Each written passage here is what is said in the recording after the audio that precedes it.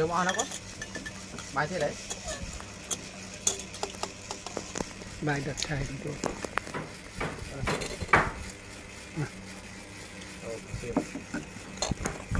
Lấy mang thôi.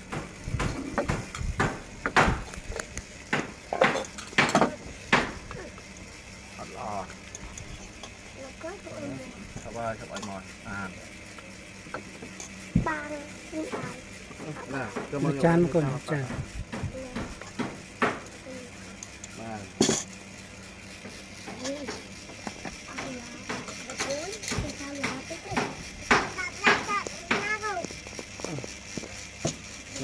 Rồi bạn ăn rồi. Cho này rồi chan rồi.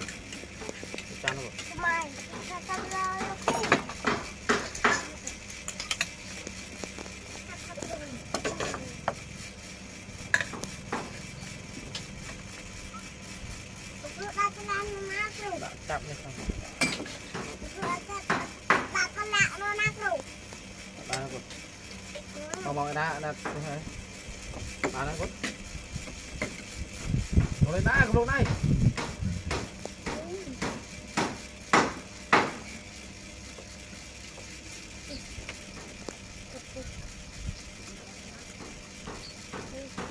Họ đi nổ thì tàu được lên nó không được. Chà. Họ đi nó được lên nó ho nổ.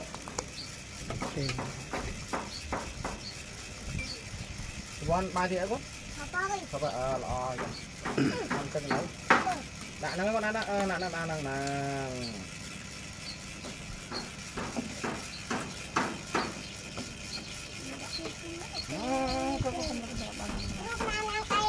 ê than tưng cùi nó ở lang với than lẹ đã sạch bán là sạch cặp phơi lại thế nào không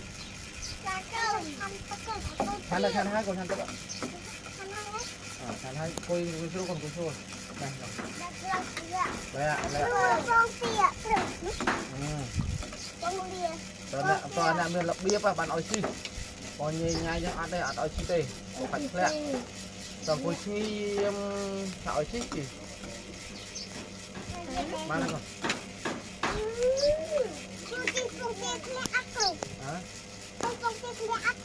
lẹ nó bạn ăn ơi chi tê nè ăn miền lộc bia ơi chi tê nè miền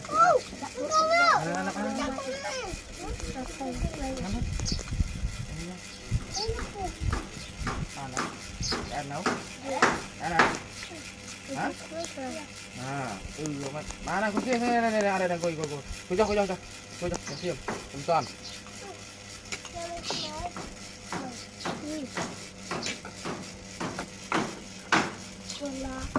rồi nó bắt còn tạt tràn ơi tạt bay thì đi khăn chén mới ấp chút tay rồi cái gì nói nó con á ọt ba đây là này rồi tô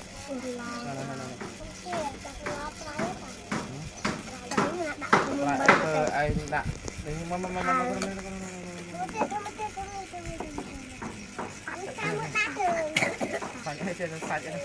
ôi cha nó mà phải đã chống coi xem rồi